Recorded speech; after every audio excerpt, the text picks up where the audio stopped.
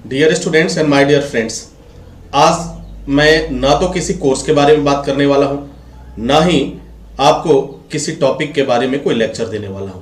आज का टॉपिक बड़ा इंटरेस्टिंग है, आपको भी मजा आएगा। नमूनों से सावधान रहें स्टूडेंट्स और ऑफिसर। ये वीडियो उन स्टूडेंट्स के लिए है और सेफ्टी ऑफिसर के लिए है या किसी भी फील्ड के ऑफिसर हैं। जरा इन बातों को ध्यान से सुनिएगा और समझिएगा। मेरी लाइफ में कुछ ऐसे नमूने हैं जो मिलते हैं और उन नमूनों से वो क्या मुझसे उम्मीद रखते हैं और क्या बातचीत होती है, ये पूरी बातचीत का दौर मैं आपको बताऊंगा। और मैं ये बताऊंगा कि किस तरह से वे नमूने आते हैं, इंटरेक्ट करते हैं और फिर आपका समय बर्बाद करते हैं। तो डियर स्टूडेंट्स, ये नमूने आपके समय बर्बाद करते हैं। ये जितने भी आप नए हेल्थ सेफ्टी ऑफिसर बने हो, जितने भी न्यू स्टूडेंट्स आए हो, तो देखो रोज कोई ना कोई नमूना तुम्हें जरूर मिलेगा। इन नमूनों से हमेशा आपको सावधान रहना है। अब मैं आपको कुछ एग्जाम्पल बताता हूं, उस एग्जाम्पल को देख करके आप समझ लेना कि आपके लाइफ में कितने नमूने मिलते हैं। ये नमूने आपकी परेशानी का सबब बन जाते हैं, आपका टाइम वेस्ट करते हैं, बेवजह की बात करते हैं और इनसे कोई लेना देना नहीं होता है। ये उस रास्ते पे चलना शुरू कर देते हैं जिसके बारे में इनको मालूम ही नहीं है कि वो जा कहां रहे हैं, क्यों जा रहे हैं मालूम नहीं, क्यों कर रहे हैं मालूम नहीं, क्यों आया मालूम नहीं, लेकिन पूछ रहे हैं सर कितना किलोमीटर है आगे। अगले ने पूछा कौन सा किलोमीटर भाई, तो वो आगे ये रास्ता कितने किलोमीटर का है, किसी ने जवाब दिया ये तो सरकार से पूछो। अब आइए मैं एक एक नमूनों के बारे में दिखाता हूं जो मैंने मेरा पर्सनल अनुभव है, इससे आपको काफी कुछ सीखने को मिलेगा। अब नमूना नंबर 1 की बात कर लेता हूं। अचानक एक फोन आता है, सर मैंने कई बार फोन किया, आपने जवाब नहीं दिया। व्हाट्सएप भी आता है, दूसरी कॉल भी आता है और जब मैं लिस्ट देखता हूं, कॉलिंग लिस्ट देखता हूं, हाँ वाकई फोन आया है। कितनी बार? 15 बार, 20 बार, 30 बार लगातार फोन आया है। बहुत अच्छी बात।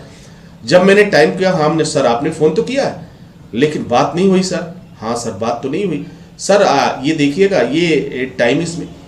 तो इस नमूने ने फोन कब किया? रात्रि के 1 बजे।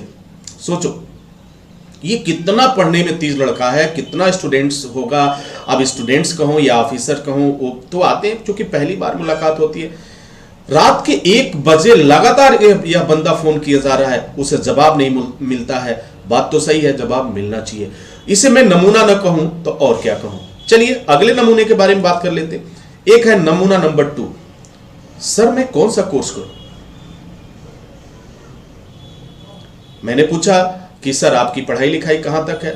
सर ज्यादा पढ़ा लिखा नहीं हूं, 8वीं पास हूं किसी तरह से। अच्छा अच्छा अच्छा सर एक बार डॉक्यूमेंट्स लेकर के चले जाइए, बातचीत कर लीजिए। नहीं सर आप ही कुछ बता दीजिए। अब जरा सोचिए, एक बंदा पूछ रहा है मैं कौन सा कोर्स करूं।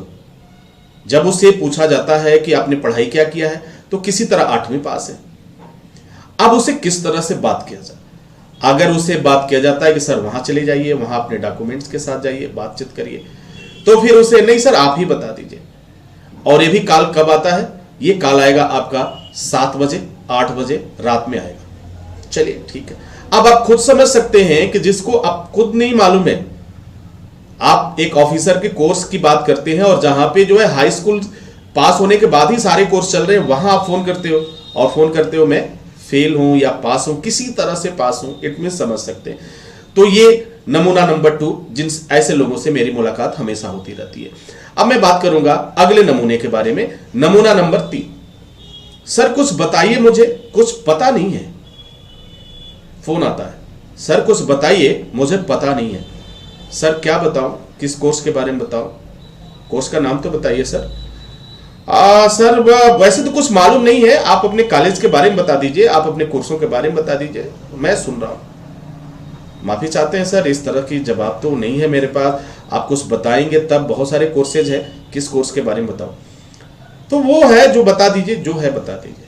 अब इनसे कहा जाता है अब इनके लिए क्या फोन काटा जाए कि इनसे बात किया जाए, क्योंकि आप समझ सकते हैं कि ये कितने हाई रैंक के नमूने हैं, इनको क्या सजेशन देना चाहिए आप एक बार जरूर बताइएगा। अब चलें अगले नमूने के बारे में बात कर लेते हैं। कुछ नमूने इस तरह के आते हैं जो आवश्यकता से अधिक होशियार होते हैं। नमूना नंबर 4, सर जॉब गारंटी है। सर जॉब गारंटी है सर। मेरा जवाब होता है कि सर कोई जॉब गारंटी नहीं है। यहाँ पढ़ाई की गारंटी है, ट्रेनिंग की गारंटी है, जॉब की कोई गारंटी नहीं। सर फला कॉलेज वाला तो जॉब गारंटी दे रहा है, वो तो स्टंप पेपर पे भी लिख के दे रहा है। हमने कहा बहुत अच्छी बात है सर, आप यहाँ क्यों आए, आप कहाँ से आए? सर मैं काफ़ी दूर से आया हूँ, मेरा घर यहाँ से कम 150 किलोमीटर है। हमने कहा सर आपको वहाँ करना चाहिए, इतना टाइम वेस्ट करने का क्या मतलब है, आपका खर्चा भी हुआ, पैसा भी लगेगा, आप वहीं करिए, वो गारंटी भी है, यहाँ कोई गारंटी नहीं है। तो जहाँ गारंटी है वहाँ जाओ यार, जहाँ गारंटी नहीं है वहाँ क्या करोगे जाके? तो इस तरह के आप समझ सकते हैं कि दुनिया में कोई भी इंसान ऐसा नहीं है कि जो जॉब की गारंटी दे सके। जो जॉब की गारंटी देता है वो सिर्फ आपको बेवकूफ बनाता है, वो सिर्फ आपको एक सांत्वना देता है, वो जॉब नहीं दे सकता। वजह क्या? जॉब मिलता है आपके स्किल पर, जॉब मिलता है आपके इंटरव्यू पर। क्या कोई व्यक्ति बगैर आपके बारे में जाने, कोई कंपनी बगैर आपके बारे में जाने समझे क्या आपको जॉब ऑफर कर देगी? ये बेवकूफी वाला अंदाज नहीं तो और क्या है। तो ये इस तरह के नमूने भी मिलते हैं। हाँ, ये बात सही है कि अगर आपने पढ़ाई किया है तो जॉब डेफिनेटली आपको मिलेगा, लेकिन आपको साबित करना होगा कि मैं इस पोस्ट के लिए बेहतर हूं।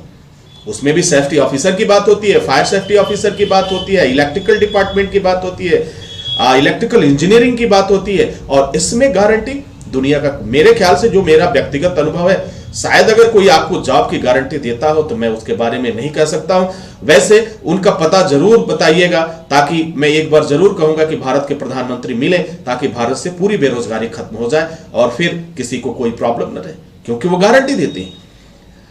अब बात करते हैं अगले नमूने के बारे में।